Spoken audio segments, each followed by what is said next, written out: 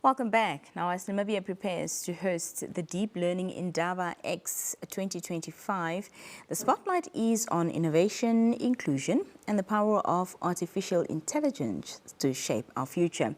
It's being held under the theme Human-Centered AI Toward a Digitally Inclusive and Cyber-Resilient Namibia.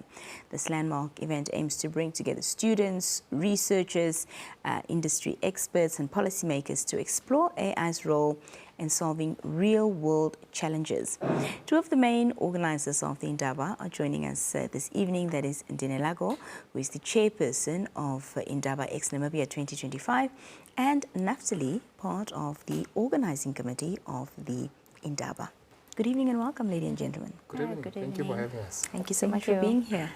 Well, before we get into the Indaba and, of course, what will be unpacked and so forth and so on, Ndinelago, if you could just share with us and with the viewers exactly what the Deep Learning Indaba is meant to be all about. Deep Learning Indaba X Namibia, it's one of the Deep Learning Indaba X in Africa. It's a series of masterclass on machine learning and AI. It started off in 2018 in South Africa. 13 Indaba X actually happened in Africa in that year. Namibia was one of them. We started off in 2018. So this year we'll be hosting our 7th Deep Learning Indaba X masterclass. It's a series of workshops, talks on AI and machine learning, and we have a hackathon as well. That is, we have students or participants that are working on a problem, which is, I think, Naftali here is going to talk about the problem on the hackathon.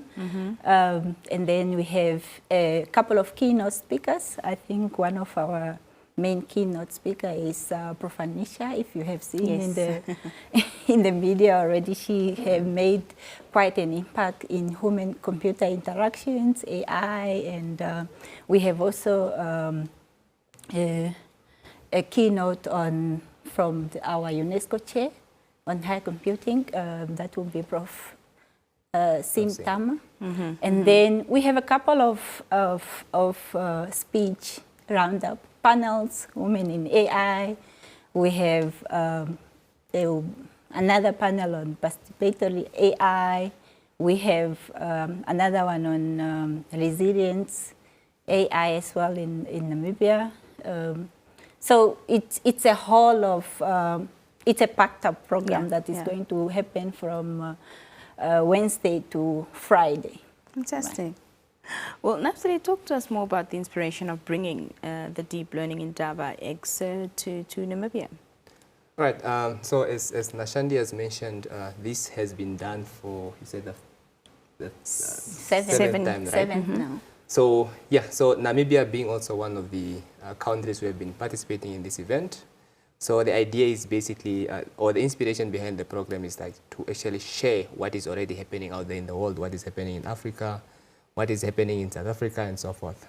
So we actually want to inspire people to join this AI field. It's a very fast field. It's actually quite growing, and ideally we want people to actually shape Namibia's AI future, as we all speak about, automation, intelligence, machine learning, and so forth. So we actually want to have a team of people who are aware, who are actually willing to work on this. On these problems. That's actually the theme. We call it human-centered AI toward a digitally inclusive and cyber resilience Namibia. So we actually want Namibians to participate in this program. Yes. As Chairperson Ndinelago, what was your vision when curating the program and putting together its key themes? Now, as we talked about, we have a theme that guided us to come up with the whole program, because we said it's human-centered AI, right?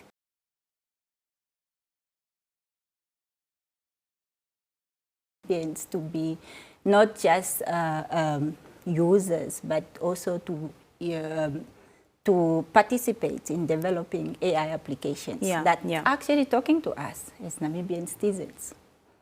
Yeah, fantastic. So that's Naftali, what role do you believe machine learning and AI can play in solving some of Namibia's most pressing development challenges? Right. So we have quite a lot of challenges that we think AI can actually help. For example, we have a lot of challenges in education. The issue of language barrier, for example, people in education, there's always this barrier where students are actually struggling to learn, right? Now we are thinking there's quite a lot of AI applications that can be used to help students learn. We have things like, virtual tutors, for example, These are AI applications that are already used elsewhere in the world. So such technology, we can bring it to Namibia. And also, if you think about Namibia, most of our languages are underrepresented, right? So they do not actually exist in the digital space. So AI can actually come into place to actually help revitalize some of these languages, right? So we are thinking of things like, there's a field called natural language processing, which I actually do a lot of research in, which is about how do we actually create intelligent systems that are able to, mimic everyday human language. If you talk about the likes of ChatGPT, imagine I have my own ChatGPT application which speaks to me in Damara, Shiwambo. Yeah, because the narrative doesn't serve us right now. Exactly. Yeah. So ideally, we actually want this application to be relevant to us, as Nashandi has pointed out, right? We want them to understand our contextual understanding of what it means being in Namibia. And also, just to add to that, is that if we look at some of the key service delivery, governments speak about accelerating service delivery, e-government services. Right? If we want to reach people who speak different languages, that this is actually where AI can come into play and bridge this gap. I can have somebody who is in Pukiro who is actually being served in the language that they speak, or anywhere else in Namibia through e-government services. Yeah. Yes. Ndinelago, a growing concern globally is AI ethics, and I think that's from the model perspective and from the user end perspective as well. But how do you see Namibia approaching, AI development in a way that is both ethical and also culturally relevant? I think one thing we lack is maybe the involvement of policymakers.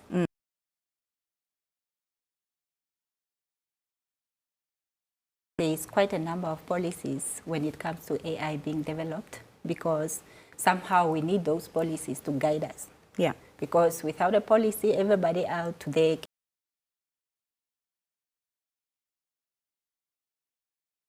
to the society or not. So the first important thing is to have laws that are guiding us, right? And again, we said we want to build capacity. Educate the nation, right? Make sure that they understand the risk, they understand the ethical concern that comes with AI. Because if you have a nation that understands, then they will not take a risk of creating applications that are harmful to the nation. So I think it's the society and the policymakers working together and coming up with a guide that guides us on how to create applications or AI application that is ethical and also unharmful to the society. Yeah. You work closely with students, but I want to ask this question to both of you, and you can go first, Ndinela. What excites you most about the current generation's interest when it comes to AI and as well as tech innovation? Okay, what excites me? I'm so excited because they are actually exposed to tools, right? But then again, we are talking about the harmfulness because it takes out their mind. It takes out the possibility of them to think, because then that's what we are saying. If you look at different presentations from the AI experts, to say, okay, as educators, you don't supposed to discourage students to use AI, but is to educate them to know how to use AI, how to guide, you guide them on how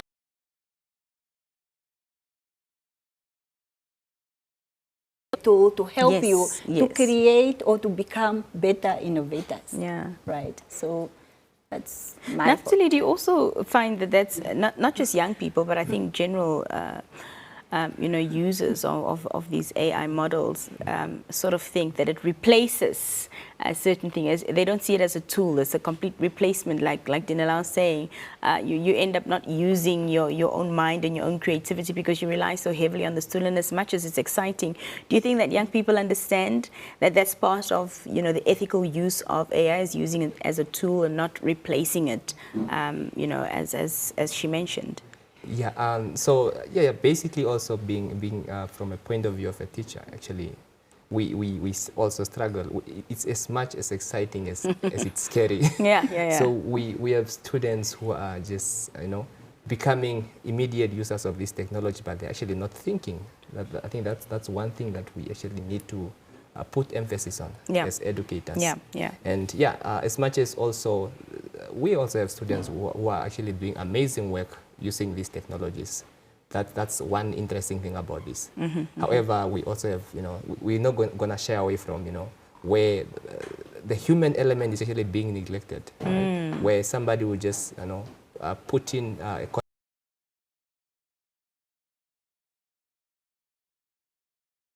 I also want to know, how can, Namibian students, young professionals, Naftali, get involved with AI, but in meaningful ways, even if they've got limited, access to advanced resources? Yeah. So one of the way we always try to tackle such problems is, capacity building, through things like Deep Learning Indaba, for example. AI hackathons. And we know we are actually a limited country in terms of resources, right? But we ought to use what we have. And in most cases, our students are actually very, very, very handful, right? So to say. They're actually the best people to come up with the smartest solutions in a way. It's amazing when you work with these people.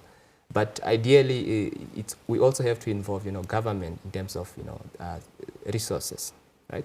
So this technology actually, it costs a lot to develop AI systems.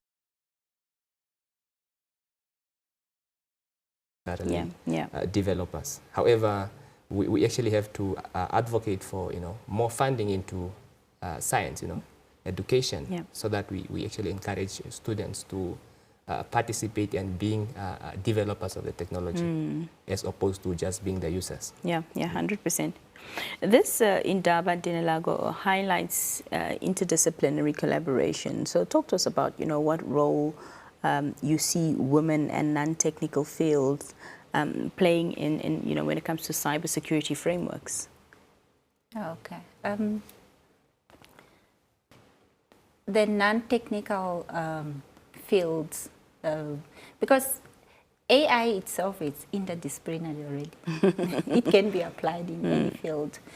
Being an area that comes from science, but it can be applied in different fields already. So the issue of cybersecurity is in Namibia. I think you have seen already in the media that we have several issues where people are losing money because we are interconnected now technologically, right?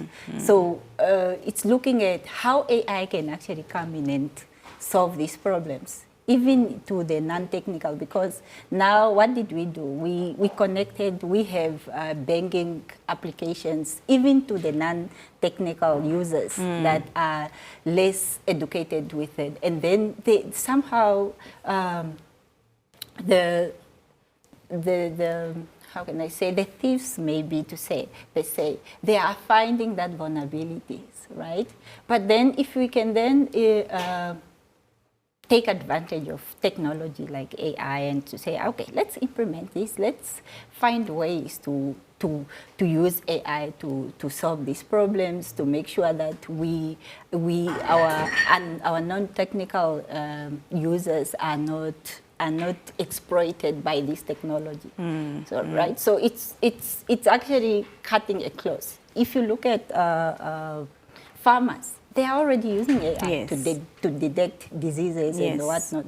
So let's look at even social issues, right? If you are using social medias or wherever, somehow there is technologies that actually are able to tell you that, okay, your time have elapsed. You have been using your social media. That's AI already.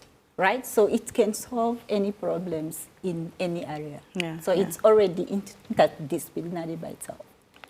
Naftali, what long-term impact do you hope that this Indaba will have on Namibia's AI and, its machine learning ecosystem?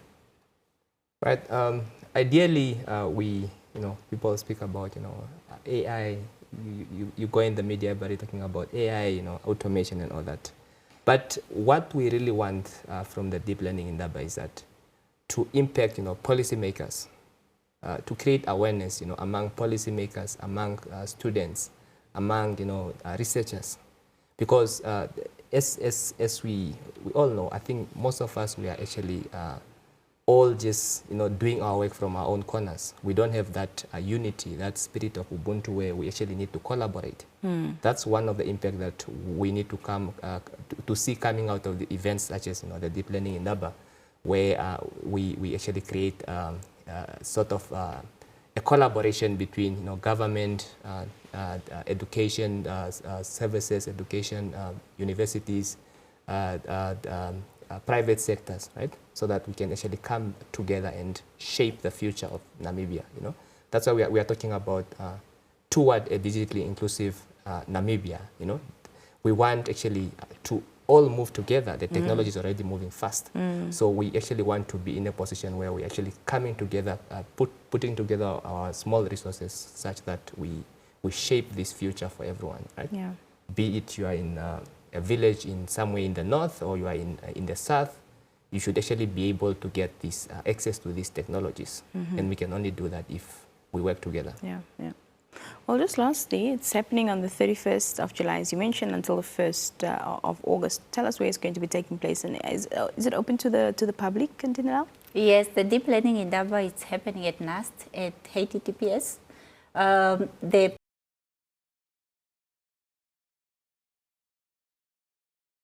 already started off yesterday, and then they will have presentations for their solutions on 31st.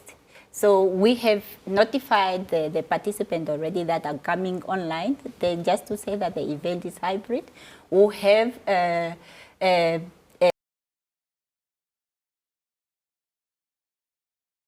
we have a challenge of financial issues because obviously we want to have everybody coming to the event, but it's the finance that is actually limited us. Last year we said we got 200 participants applications. Again, we were all only able to accommodate 100. Again, this year we got around 180, so we can only accommodate 80.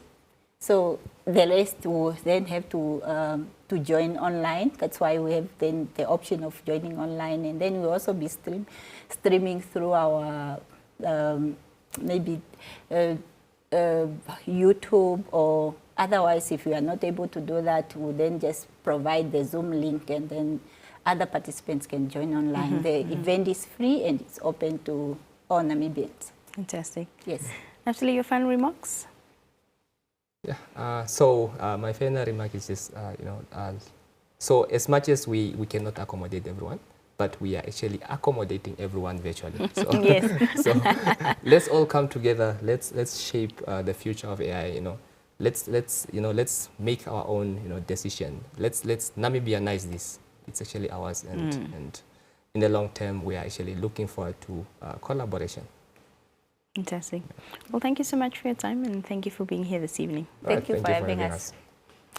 Well, that was two of our guests speaking to us there, Naftali and Ndinelago, on the Deep Learning Indaba X 2025 taking place from the 31st to the 1st of July. We'll be back after this brief break, and we have some more conversation lined up for you. Stay with us.